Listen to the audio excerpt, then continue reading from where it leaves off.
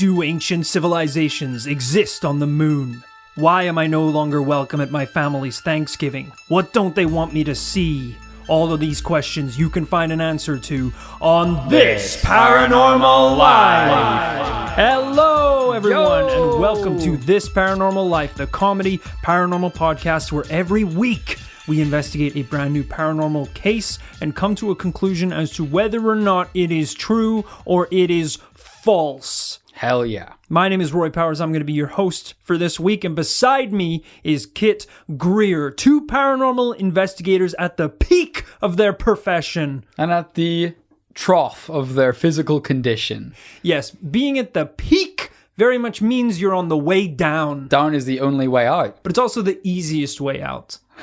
Because you don't even have to move your legs. You can just go limp like a noodle and roll. And that's what this week's episode is going to be. A limp, lifeless noodle, ripe with paranormal energy. Last week was Mount Everest. This week is dying frozen at base camp. I think I would be much more inclined to attempt to climb Mount Everest if I knew that once you reach the top, your legs could just buckle and you'd roll back down the mountain to safety. You press a button on your belt, you turn into one of those orb balls, and you simply roll down the mountain at 200 miles per hour. That would be great. Yeah. Also, if there was like a gift shop or something up there, or like a bar, that would be pretty cool. Yeah, somewhere I could at least get a hot mug of tea. Yeah, because it's cold up there, and I don't want to like... You know, if there's actually a ski lift or something as well, that would help.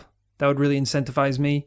And I'll climb to the lift. Maybe a phone charger, like somewhere to charge your phone, because... There's no way, like, I think it takes weeks to climb it, so there's no way my phone would last that long, and I can't go without Candy Crush for that long. I've got, like, 30 minutes free on Friday between meetings. So if someone could fit in the helicopter ride to the ski lift. And I'm going to take a nap in the helicopter. I might. Just wake me up when we're actually back at base camp. If you could get some Sherpas to lift my limp, I want to be limp from the start, my limp noodle body to Mount Everest in 30 minutes on Friday. Hundreds of peasants are just dying behind you as they all attempt to carry your lifeless body up to the top of Mount Everest. And I'm just eating chocolate-covered strawberries. Mush, peasants. I have brunch back in London at 4 p.m. All right. Look, we don't like to dilly-dally at the top of the podcast. This is a serious show that covers serious paranormal activity. And today is no exception. This week, we have an email suggestion from our listener, David McCartney. David asked, have you ever heard of Summerwind Mansion, sometimes known as Lamont Mansion? It's an old, spooky, ruined mansion near West Bay Lake in Wisconsin. It's a fascinating case, well worth an investigation. We've done a lot of these types of cases before with a haunted house, but nevertheless, I like to give everything a chance. We've been all around the world, from the skeleton lakes of the Himalayan mountains to the alligator-infested sewers of New York City. And today, Kit, we venture into the dark woodlands by the shores of West Bay Lake in Wisconsin, where the twisted treetops curl like skeleton fingers, and the dark forest conceals the existence of one of the most paranormal residents in the world. Wow. The Summerwind Mansion! You can tell I took that poetry class this week.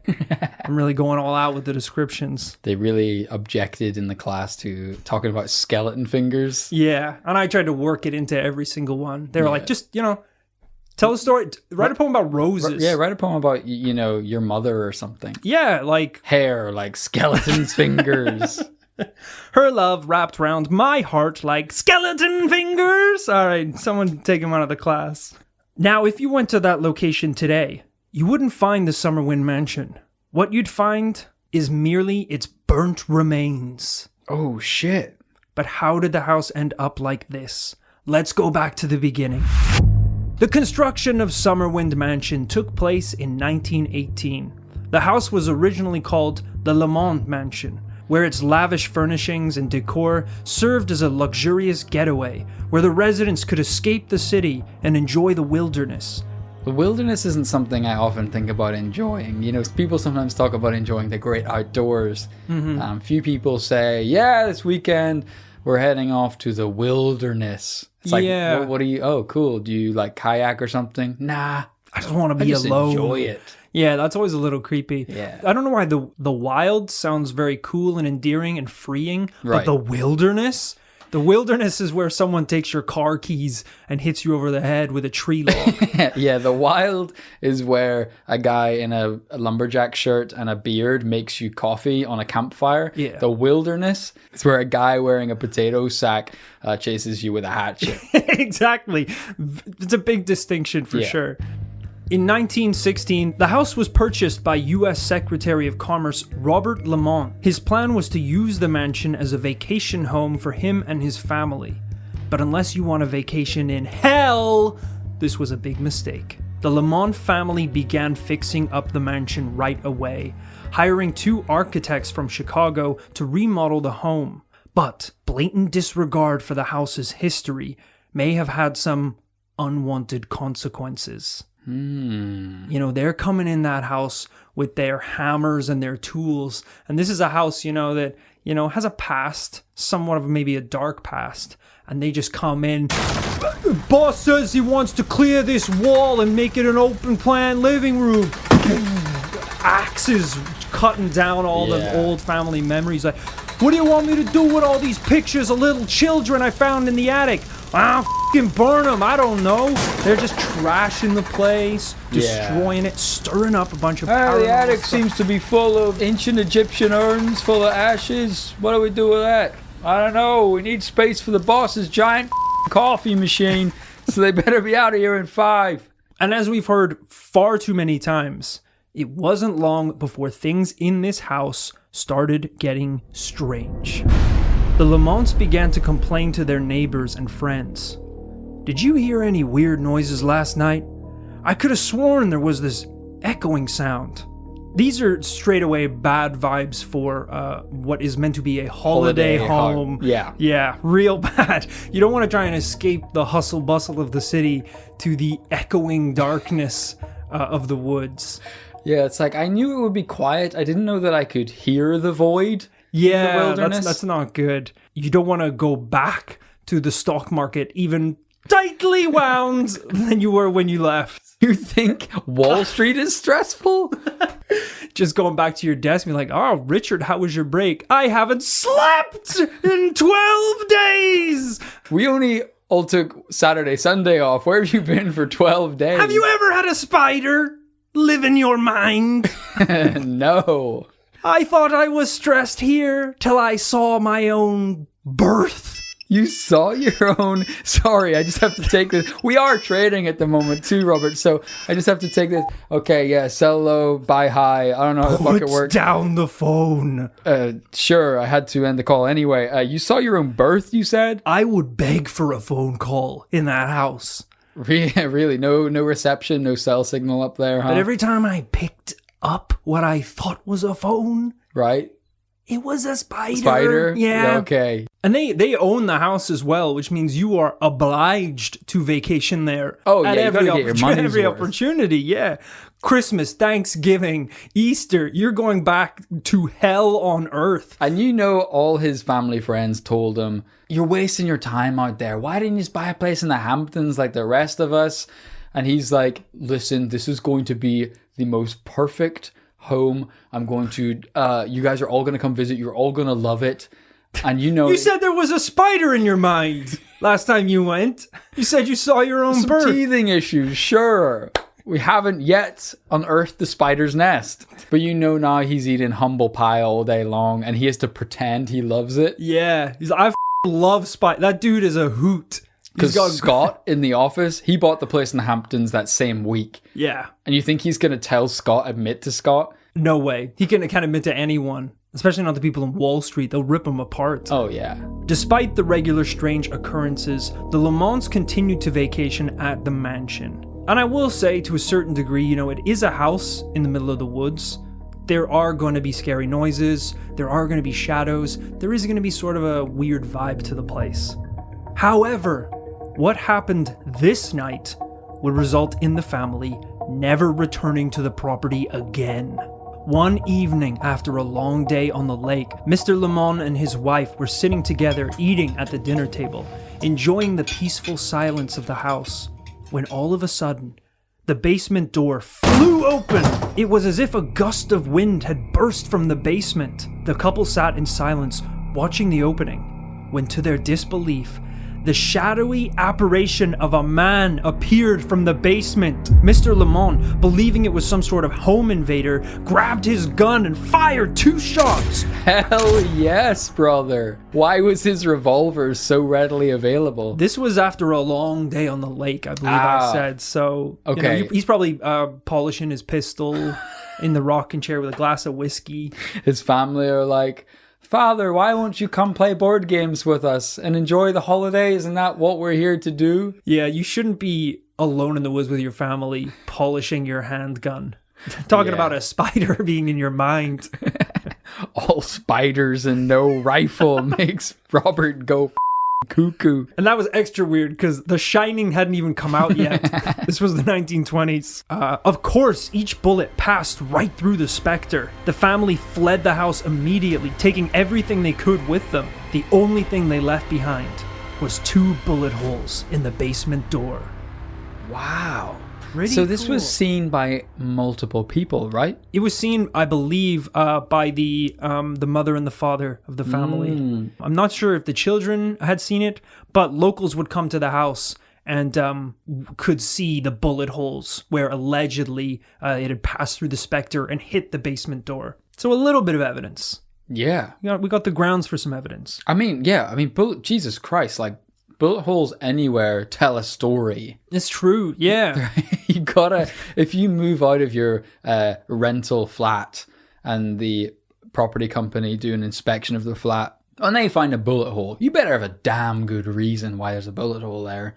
You don't buy a place and then the first weekend shoot up holes in the wall for no good reason. People like, the stupid bro thing to like put your fist through a wall when you get all worked up. It's really not... Your girlfriend breaks up with you. Yeah, what the babe? Yeah. I'm so... We've all been there. Oh, yeah. You don't very much be like, you're breaking up with me? Really? I can't even... I can't... But that's what you do when you celebrate. Yeah, sure, but yeehaw! Yeah, it's a little stranger to have bullet holes in a wall, for sure. The property would then lay vacant for decades, until eventually it was purchased in 1969 by Arnold and Ginger Hinshaw, who moved in with their family unaware of the house's paranormal history. Wow. Once again, the new family began restoration on the house and began to call around looking for builders and contractors to help them fix the place up.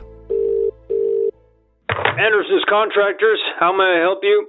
Oh, hi. My name's Arnold Hinshaw, and I was hoping to get some work done on my house. All right, we can make that happen. What sort of work do you need? Just the usual, some basic remodeling. Not a problem. Could you give me the address, please, of the property? Sure, it's the old Lamont Mansion by the West Bay Lake. Hello? I'm sorry, sir. We're actually busy this week.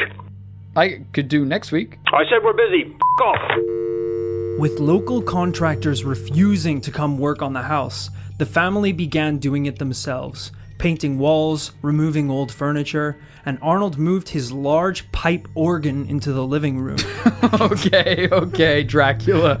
Hold up there. Bad vibes, for sure. And I mean, this isn't the 20s anymore. No, there's not. It's almost the the 70s. You should bring your acoustic Stratocaster. guitar. Yeah. You should be listening to Cream, not playing a creepy organ in the woods.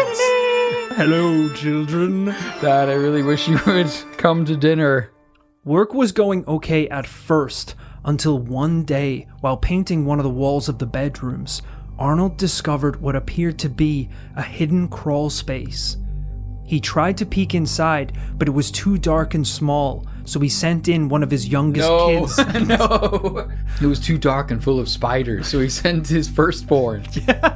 It'll be okay, Billy. The demons won't drink your innocent young blood. So there's demons? You do have to make it back here in the next 3 minutes, though, or I will board up the crawl space with nails, lest the demons get out. He'd sent in one of his youngest kids into the crawl space, probably pushed them in there to investigate. Do you see anything? I can see something, but I don't know what it is. Here, I'm sliding a flashlight over. All right, I got it. The child turned on the light to discover bones! Off. Human bones! Off. And a skull with knotted black hair still attached. What? Yeah. This thing is recent. I don't know how hair ages. Well, the house, I guess the house isn't that old, is it? What did you say, No. 1918? Yeah. Okay. Yeah. I mean, geez, like 4 people have lived in the house, so there's not that many possibilities for skeletons. The family, afraid to search any deeper, simply just sealed up the crawl space permanently. Okay. I mean, probably tell the police, though, surely? Yeah, I don't know if they did tell the police. I guess the crime is done. Yeah, I mean, That's a bad attitude, actually. I could see, though. I mean, maybe you're just like, let's just leave well enough alone. It's our holiday. We're trying to enjoy the wilderness. I do admire the naivety, thinking that if you uncover a pile of bones, just patching up that crawl space will just make sure nothing else happens. You found the bones. Game over. The curse is activated. You can't sleep. The skeletons it's are over. coming, for sure. Night after night, the family would awake out of nowhere, feeling like they were being watched from the shadows. Yeah, probably. By the bones. On a number of occasions, furniture and objects would eerily drag inches to the left or right in front of them, like someone was pushing them slowly. Wow. Well, that's dramatic. And family members would hear strange noises coming from rooms with no one in them. This is textbook poltergeist activity, ladies and gentlemen. We're talking about a young ghost f***ing shit up. Doing everything by the checklist here. Moving furniture, check. Watching people from the shadows, check. Hiding your bones in the walls. A little unorthodox, but sure, we'll add it to the list. But the person who had it the worst by far was Arnold. While the rest of the family had experienced some unsettling paranormal activity, Arnold had lost his marbles. He couldn't sleep at night, and he claimed he was seeing figures hiding around the house. Jesus. It all climaxed one night when the children awoke in their beds to hear the faint sound of Arnold's organ playing downstairs. When the children crept down to see what it was, they found their father hammering away at the keys. When they asked him what he was doing, he replied, "The music keeps the demons away." No, he didn't. At that point, you're like, "Mommy, can you get a divorce from Dad? We preferred your boyfriend Kyle from years ago." When the wilderness has essentially turned your father into Ganondorf, it's time to vacate the premises. It didn't work patching up the walls. The bones have been activated. It's too late. Poor kids, just finding the bones, having to just seal that memory up, and then having to seal up the memory of your dad saying the music keeps the demons away. I don't want to foreshadow anything in this story too early on, but I'm starting to see why we started off this story with the building in ashes. Yeah, we're getting there, don't worry. Yeah, we're definitely heading in the right direction for sure. I'm starting to think Arnold is a couple sentences away from burning this place down. Very soon, I think the fire will keep the demons away, which I think is also factually inaccurate. If anything, it's more of an aphrodisiac for demons. Right. It's going to get them horny and riled up. Yeah, that's their home. Is flames. fire. Yeah, that's their wilderness. Needless to say, the family completely fell apart and left the house not long after. While they were probably scarred for life by Arnold and his organ, they did manage to escape mostly unharmed. But we do know the house today, as you mentioned, is burned and destroyed. So there must be more to this story. And you're right, Kit. The mansion would go on to have one final resident, Raymond Bober, father of Arnold's wife. Oh, weird. Really weird, isn't it? So he bought the house off them? He bought the house off them, I guess maybe in a generous way to help them recoup some of their losses. And also in a kind of like, the younger generation are pussies. Yeah. I'm gonna fix up this place. Gonna turn it into a masterpiece. Whether he knew about the stories of the mansion or whether he just decided they weren't real or he didn't care, it didn't matter. He purchased the property and decided that him and his son would finish the renovations with a team of builders. But of course, the one thing we know about this house is that it hates people trying to fix it up. Right. You're trying to put makeup on a ghost. You're trying to paint over history. You're going to piss this thing off if you keep messing with it. It So wants true. to be old and decrepit. You're trying to put lipstick on the golden face of boy king Tutankhamun. Yeah, it's going to rile him up. Almost immediately, weird shit started going down. Contract workers at the property had to stop working because the rooms in the house allegedly kept changing sizes. No. They would measure the walls and the floors. They'd buy all the material and come back, and the room had changed. It was a different size. That's a drunk builder. That's a drunk contractor right there. You've got a pretty easy out for any mistakes building a house if you know prior to starting the work that the house is haunted.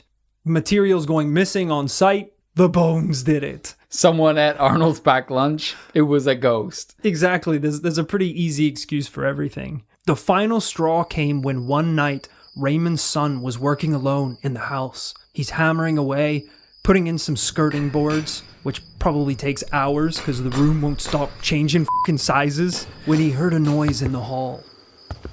Hello? Dad? He continued working. Then the noise again, like someone was walking in the hall. He set down his tools and opened the bedroom door to see what was in the house. Next thing he knows, he's face to face with a ghostly apparition standing right in front of him. He panics and runs downstairs, heading to the kitchen to escape out the back door, when suddenly he hears 2 gunshots. He looks around, but there's no one in the kitchen, even though he can smell gunpowder. That's when he looked at the basement door and saw the 2 gunshot holes. What? This is what professional paranormal investigators in the business call a residual haunting. See, I thought you were going to tell me that the dad had done like the previous generations and just whipped out his revolver and fired 2 off. No. But no. This is even weirder. The son who is working on the house is somehow experiencing the haunting that took place 50 years ago. God damn. Isn't that cool? Like hearing the gunshots, smelling the gunpowder, no one's in the room, but then being able to see the holes where it took place 50 years ago. That's trippy, man. I don't Isn't think that we've crazy? ever talked about that before. Yeah, that was when I was investigating this case and I read about that instance. I was like, that's unique enough that we have to cover this. Yeah. Also the bone part. I liked the bone part. You know what? It actually has some resonances with what we studied last week with Lincoln's paranormal presidency. Yeah. And the ghost train. So this was when Lincoln died in the 1800s. His funeral train went through all of the east coast of America before his final resting place. But apparently, to this day, that train follows the same route every year as a ghost train. This is a little bit like, and we talk about it loads, stone theory. Yeah. Where, you know, events are kind of sealed away in the...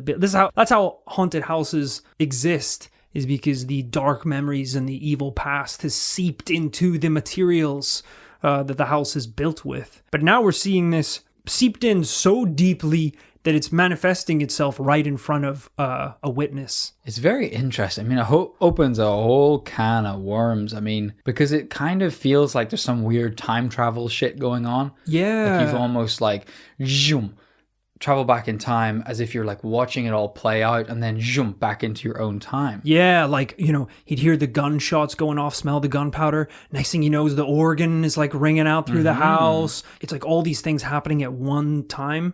Very cool. There's a good horror movie in this somewhere. Well, Summerwind Mansion was bought and sold a few times more in the coming years, until 1988, when during a huge storm, the house was struck by lightning, setting it ablaze and burning it to the ground. Holy shit. This place was so haunted that God had to kill it. That's how bad it was. It's like, none of you gonna do what needs to be done? Fine. Boom! Absolutely incinerating it. It seems to have done the job. I mean, for the most part. It damaged it so much that it's basically left abandoned now. It's not even worth renovating, really. It's already a tough enough task renovating just a house that's haunted, but one that was struck by Zeus himself. No, it's just a lump of charcoal in the woods with a skeleton with hair on it lying on top. It's like, no, I'm not touching this with a barge pole. The contractors aren't coming out for this. I don't care if it's still called a mansion. You call in the contractors and they're like, the ash pile keeps changing size. We keep getting a dustpan and a bucket and we come back and it's tiny. And then we come back and it's huge. I can't work with this. I'm just imagining that contractor who keeps saying everything keeps changing size. Someone's like, dude, do you have your contact lenses in the wrong eyes? He's like, oh yeah, I do. Oh, it's the same size as it's always been. That makes sense. Or it's like someone who was just never taught what perspective is. He's like, I was looking from the hills and it was like a ant hill. I take a couple steps closer, it gets bigger. I come back, it gets smaller. What's with this place? Look, you need to just sit here and take a time out. I'm going to go get you a glass of water. The guy just disappears into the horizon. Oh! Stop! You're about to disappear. Look, we've come full circle here. The story started with the house burned to the ground. The story ended with the house burned to the ground. I will say, Raymond, when he did have the house, he tried communicating with the spirits using Ouija boards. He was convinced that there was an evil presence in the mansion, underwent hypnosis sessions, and even went on to write a book about it. Damn. Yeah. Again, that's the stuff that we kind of actually don't like to see in these cases, is someone trying to monetize and capitalize on the paranormal. No, like, we'd never be seen dead doing that. Absolutely not. Luckily, most of the residents of this house pretty much left as soon as they could and never wanted to return, which is good. That's a good sign. Mm-hmm. That's what we like to see. But it is a lot to kind of digest. We've had a lot of years in this house and a lot of families in this house. Kit, what are you thinking in terms of whether or not this house is truly haunted? Yeah, you mentioned there's been a number of families. This is kind of one of the more surprising things to me, is that people seem to keep buying this house, even though there has been a bunch of families, but almost zero happy memories. It seems like It seems like everyone who buys the house stays for like a night, right? And then everything goes wrong. I probably compacted the story down. I'd like to think that the residents probably did have some good memories. Okay. Which we obviously have no time to talk about. It is all about the paranormal and the bad times. It's all about the wilderness, not the wild. And so it is pretty compelling that a series of people have lived in one building and all had paranormal experiences. You know, we've covered other haunted houses, like you mentioned, very famous ones, like maybe the Enfield haunting. To my knowledge, that house was occupied by other people over the years, but only has one family that ever experienced the haunting. That's a really good point. So this is kind of compelling, but is there enough evidence here to call it definitely paranormal? I don't know. What are you thinking? This was a tough one for me as well.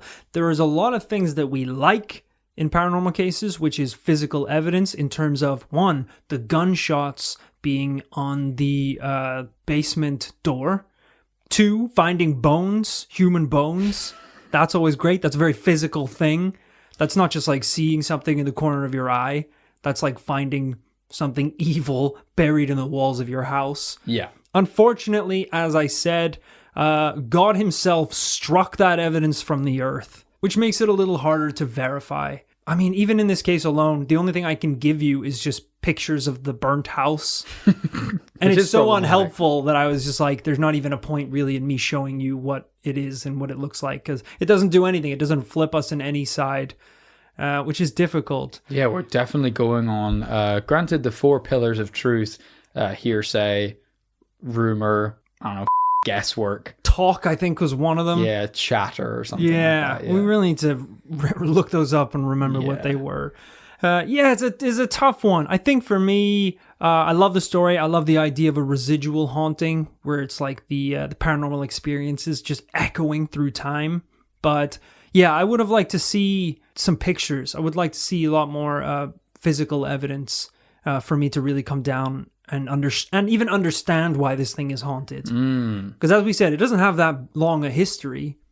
It wasn't built by a pharaoh where 1,000 souls lost their lives. Yeah. It was built in like the 20th century. It's just like, it's a new house. Yeah. And the possibility exists that people did just go Shining style crazy in the wilderness. That's true. Yeah, it could be that the families maybe had a couple more demons in the closet than we thought. And if you're... The Oregon was a giveaway. It really was. Even if the place was paradise, it could have been like a beach hut on the Golden Bahamas. Don't bring the Oregon. The Oregon's already going to put people in a bad, weird mood. Yeah, this guy is on a golden sand beach of St. Lucia in the Caribbean. He's still going to be playing the organ at night. The kids are like, why are you playing the organ? It keeps the demons away. You're on a crystal watered beach. Just go for a swim. Do you think the organ is the most evil sounding instrument? Oof. I mean, it's got to be, right? Nothing invites evil in more than the organ does, I think. Yeah, I mean, a lot more than like the synthesizer. Yeah. Although synthesizers can make pretty wild noises. Like a synthesizer, one of those ones with loads of dials, you could twist one of those that accidentally opens a portal to hell. Right, there's that many buttons. Whoa, turn that one closed. I guess, what's that one that makes like, I can never remember the name of it. It's like the invisible one that makes the UFO noises. Oh, the theremin? Yeah, the woo. That by definition is like a ghost singing, so that's pretty good. I mean, Dracula literally plays the organ. Does he? Is that lore? I don't know. But it seems like he does it in the movies. You know, you enter the Transylvanian mansion. Yeah. And then you hear... And he's like, aha, you joined me, I see. I would really hope he was just playing like Jump by Van Halen or something like that. Yeah, doing the guitar solo from Beat It. Look, there's no need to dilly-dally anymore, folks. I think we can all agree. This is a great story, very interesting story, but for me, there's just not enough today to say that this is really paranormal. It's going to be a no from me. It's a double no, folks. Damn, but thank you so much for sending in that suggestion. I had a blast researching that one. It's always fun to investigate a story that has a very clear path through history, and you can kind of just take your time working your way through the years. It's very fun. Yeah, not like an episode that's just like the concept of night terrors. Yeah, it's a little takes harder. a long time. The amount of episodes that start with me telling you about a man who hasn't been born yet because he's from another dimension, needlessly complicated. I like just going back to the 20s and working my way up to the fact that the house was burned down. Yeah. Send all of your submissions if you want us to investigate them to this paranormal life podcast at gmail.com. Whether it's something that you've heard of that you want us to look into, or whether or not it's a paranormal experience that you've had that you want two kings in the pack to investigate. Sorry, you're laughing at my analogy here saying that we're kings. No, it's good. It's just like a little more like overtly like masculine or bro or something unusual, but I like it for a change. Well, I was doing more like a pack of cards thing. So it's like we're the kings in the pack. Okay. So that's what I was kind of going for. But you played it off like a joker. That was pretty good, actually. Yeah. Right? All right. Yeah, let's keep going with this. I like it. So I'm a king. I'm a 10. You're a joker. And you're also that card. I was also a king. You're also that card that has all the instructions on it that you throw away right at the start. You take that back right now, you piece of shit. I'm also a 2. Out of 2. And I'm wild. That's right, baby. And I'm also the king that has that little knife. So don't cross me, instruction card man, or you'll get the king's dagger. Once again, as you can tell, I took the poetry class this week, so I'm trying to be a little bit more poetic with how I describe myself and I describe our job. So I'd actually appreciate it if you were a little bit more supportive. No, I'm with you. Let me join in. Let me do a tagline. It doesn't have to be a card-based thing. It could be anything. I really do. Okay. Call me a spade. All right. Because I'm going to dig this two's grave. It's weird to swear in a poem, by the way. That's already a bit of a red flag. And the first line of your poem was a demand. That's fine. Call me a fucking spade. Usually a poem would be like, It's more of a freestyle rap. shall friend. I compare thee to a spade? Fine. A bit more romantic. I'm pretty sure you said you were just that king with a dagger. But it was the way I said it, all right, that made my poem good and your poem bad. More than fair. All right, new poem, and I'll show you how it's done. All right, let's go. Boom, right off the bat. Life flashes us by. In day to day, it is truly a shuffle. 52 opportunities. Okay. It's still in the card. You didn't let me finish. I was Yeah. I was actually going in a really deep direction. Doesn't really seem like it. Okay. Well, it was. All right. 52 opportunities to draw. Okay, there's 52 weeks in a year, so that could be exactly. something different. Sure. Blackjack. Okay. Is that the final? It's like a haiku. That's the final line. Blackjack. It's a work in progress. All right. My wife sent me to poetry class so that it would really help get rid of my gambling addiction. It doesn't seem to be working quite so well so far. I keep betting everyone in class I can write a better poem than them. And I keep losing. Because they're good at poems and I'm bad at gambling. Anyway, thank you so much for listening to this week's episode of This Paranormal Life. As we said, the most scummiest, awful thing you can do in this profession is try and monetize the paranormal. Disgusting. That being said, over on patreon.com Oh, yeah. / This Paranormal Life, you can get access to a whole ton of amazing bonus content. If you're enjoying the show, maybe you've caught up, maybe you've burned your way through the episodes, and, you know, it's lockdown time. It's a pandemic. People are indoors. They're looking for things to do. Why not treat yourself with a whole back catalog of bonus episodes? I think we have 30, maybe 30 plus episodes now available to download right now. And to let you know just what is in these bonus episodes, here's a short clip from last month's bonus episode. It's the late 1940s. And 5 political prisoners are being marched down a dark hallway in shackles. At the end of the hall, the prisoners are stuffed into a small, sealed chamber. The door shuts behind them. Then, a voice on the intercom. Welcome, test subjects, to our little experiment. For years, mankind has struggled... Sorry, did you say he was Russian? Sorry, I think I'm going a little German here. Welcome. It's good. Hold on. I need to rejig this. It's hard to do high-pitched Russian accent. Yeah. You know, it's always like, you want to go like a... Yeah, Rush. Rush. I can't even think. I just did one. Russian. But it was good. It was low. I just got a... Vladimir and his Russian accent. Vladimir and his Russian accent. You're a vampire. I'm a vampire. That's the only difference. All right. We're going to go full-on vampire for this one then, guys. Welcome, test subject. It's still German. I feel like I'm at a circus. All right, I'm going to have to go. Boys and girls. Come on to the magical chamber.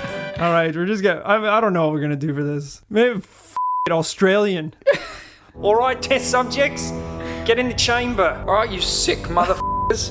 You thought you could kill us? Thought you could talk shit about Russia? Mother Russia? Yeah, I'm Russian. Yeah, did a few years of school in Sydney.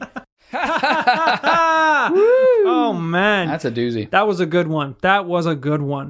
If you want to check that out, all the links to everything you need will be in the description of this podcast. Just open up your phone or whatever you're listening to this on, and they should be right there. And as always, at the end of the show, we like to thank those who were on the shout-out tier when it was available on Patreon.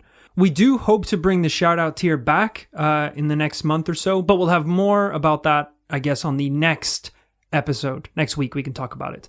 But until then, thank you to Caleb Weir. Caleb Weir is keeping it weird. Nice. He's wearing rainbow-colored outfits. He's snorting lines of sugar for breakfast. All right, I like this. And he's, instead of taking the tube to work, he's just doing backflips continuously in the street. Does he get to work? No. Oh, I think he has a job. He snorts sugar for breakfast. That's a good point. Thank you to William Calabaza. William, I need you to kill your brother.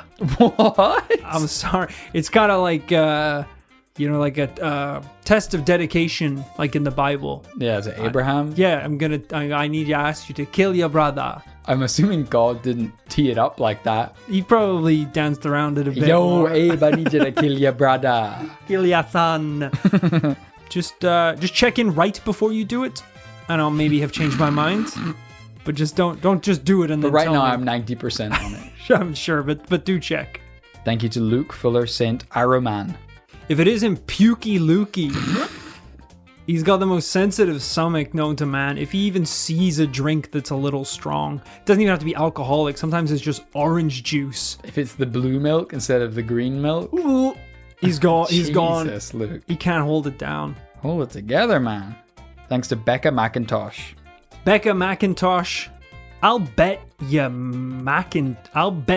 Macintosh computer that I can write a poem 5 times as better than you can. Becca is actually the poet laureate of the United Kingdom this year. But, have a go. All right, 3, 2, Okay. 1. Texas Hold'em. Sorry, it's not a poem. Is that the title? That's the title of the poem. Hit me, gambler. I'm sorry, I'm getting stressed here. I feel like I'm under the spotlight. Would you like to hear one and of Becca's? I would just really to appreciate. to get the juices flowing. Sure, she starts and then I'll kind of. So that's actually won her the laureate this year. Whatever. Sometimes life deals you a hand that you can't refuse. That's my. No, You just have to keep a poker face this is my poem. so that no one calls your bluff. I wrote this, Becca. What's the next line? 52 opportunities? It's 52 opportunities, isn't it? I told you about that poem in confidence, Becca. Very good. Thank you to Kate Schultz. Kate Schultz throws lightning bolts. Anything deemed slightly too paranormal gets zapped out of the earth. And so it should be. Houses, people. Even if you're not paranormal, you're just a bit suspicious looking. Zapped. Okay. You need to wield that authority with a little more discretion. Thank you to Brendan Neville. Brendan Neville, the Red Devil. He is a daredevil known for jumping gorges on his electric scooter. Whoa. He died on the first attempt of his first event, so... It's not a good track record. Or a record of any kind. In fact, I don't really think you get to call yourself a daredevil after that happens. It's just a tragic just accident. a scared devil. Thank you to Brenna Guiney. Brenna Guiney is so whiny. Oh, there's not enough food in the commune. Some of the glowing waste from the bunker has started making it into the tap water. Just non-stop. This. So selfish. It's think about crazy. how annoying that is for your leaders to have to hear. I know. You think I like wearing this golden snapback every day? It hurts my neck. It's incredibly heavy. We all have our crosses. Thank you to Boston Heston Rojas. Boston Heston is often arresting perps, but they're not actually affiliated with the police or anything like that. This is vigilante justice. Very my friend. cool. We're looking at a citizen's arrest, the coolest of arrests. We have on this podcast asked if there is such thing as a citizen's execution, where you very much take the law into your own hands. And we did look into it, and only in Liberia currently. Mm-hmm. So Pack your bags, commune. We're shipping out. thank you to Sophie Chase. Sophie Chase won a trophy in a race. That was a race to the bottom of Mount Everest from the top. Wow. And only one rule, my friend. No legs. You must go limp. Limp as a noodle.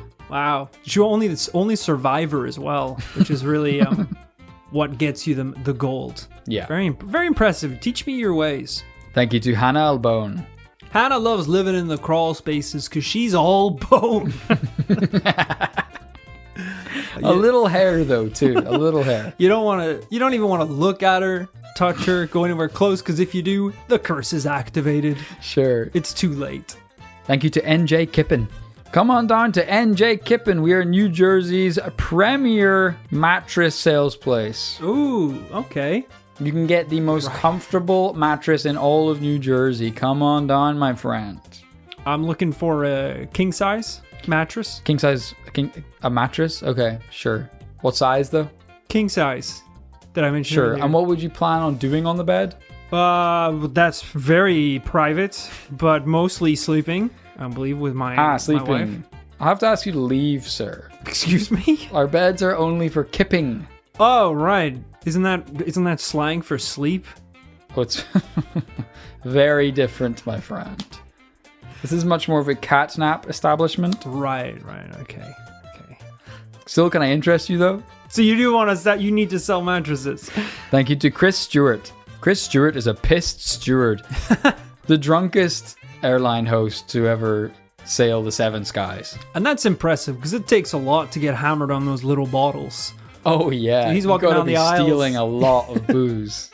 He's coming down asking if you want nuts, just like cling, cling, cling, cling, cling, cling, cling, cling. There's bottles in every pocket. He is hammered. People are like, I actually don't want nuts, but could I get a drink? He's like, we're all right, sorry. And they're like, I can smell the booze on you. But if you want, you can join the Mile High Club. Takes out a joint in front of them. His manager's like, that takes the biscuit. You're fired. Thank you to Vicky K. Well, if it isn't Hickey Vicky, you want to talk about someone who lives in the wilderness? Mm-hmm. It's Hickey Vicky. Oh, yeah? She's never even seen indoors. Constantly outdoors. Constantly under the stars. She by any chance any kind of animal? Part animal, sure. Okay. What part? Foot. Okay, what animal then? While I'm asking. Frog. Okay. She hasn't been indoors mostly because they won't let her. Yeah, that sounds more likely. Not much by choice. Thank you to Lisa. Lisa is like the Mona Lisa. She's got a little smile and no one knows where it came from. Sneaky. Except it could be on account of the massive bank heist she just pulled off. That's a sure giveaway right there. Yeah, so I think, that's kind of like a little, she thinks it's like no one else knows, but it's like... You're leaking cash as you run, basically. The police are coming. Thank you to Holy Mole. Holy Mole was actually a saint canonized in the 1300s, who the mole just happened to walk by the Pope right as an assassin was creeping up behind him to kill him, and there was a whole thing. The guy mole stepped on the mole, and then he slipped and fell over and died, and the mole died too. Anyway, the mole is now a saint. Oh, I don't even really want to question that. I'm just going to take your word for it. There's nothing funny about the story. It's just the true story of a holy mole. Thanks to Neen Hill. Neen Hill took the green pill. Morpheus offered them blue and red, and they just socked him in the jaw and dug around in their pockets till they could find anything and swallowed it. It's basically a bag of Skittles and that big old jacket in Morpheus's. You never know what door it's going to open. Some of them are Skittles as well, so they're just delicious. It'll open the door to taste the fucking rainbow. It's a pretty good door. Thank you to Jessie G. Jessie G is the sister to famed pop star Jessie J. Ah, very cool. Very cool. Also a musician? Oh, yeah. Just didn't make it thanks to their deeply, deeply offensive song titles. Wow. I can't read them out here. It's kind just one? This first one's called The of the Sun. Jesus. Yeah. That's pretty brutal. You need to call things, need to call the tracks like, it's Sunshine. all about the money, yeah, something like that. A little catchier. They were also pretty adamant about the only instrument being the pipe organ, which were bad vibes. Thank you to Abraham Guajardo. Abraham Guajardo, go home. Honestly, if you're gonna come to the blackjack table and spit some slam poetry, Rory's at the table. You're gonna have to Guajardo go home. That's right. I expect the best from poets and gamblers. Thank you to Tuki C. Tuki C is a spooky bee. That's right. A lot of people don't know that when a beehive dies, ghost bees remain. You think a sting from a real bee is bad? What about a ghost bee straight to your soul? That's an itch you can't scratch, folks. Thanks lastly but not leastly to Mr. Benjamin Ingram. Benjamin, I'm putting together a little Broadway musical you might be interested in, and I think you would be perfect for the role. It is all about the Benjamins, my friend. And yes, me and the cast and crew had to move town shortly after our debut performance last theatrical season. But I think this year, with the rewrites that I've made, we have the potential to go Hamilton with this bad boy. It's gonna be all Benjamin and bright lights. None of this room where it happened shit, alright? It's gonna be the tomb where it happened.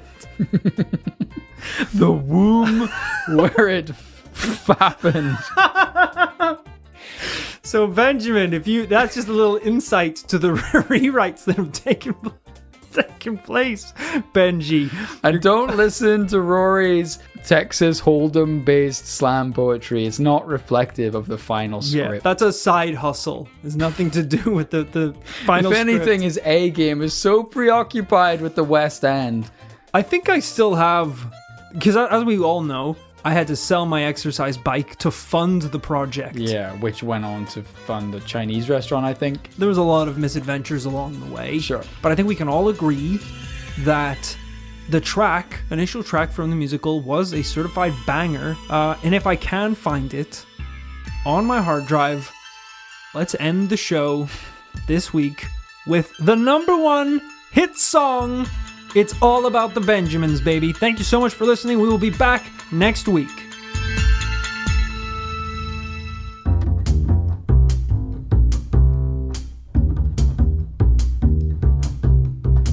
You know, it's pretty hard for a guy like me to make it in New York City, even if I am the president's only son.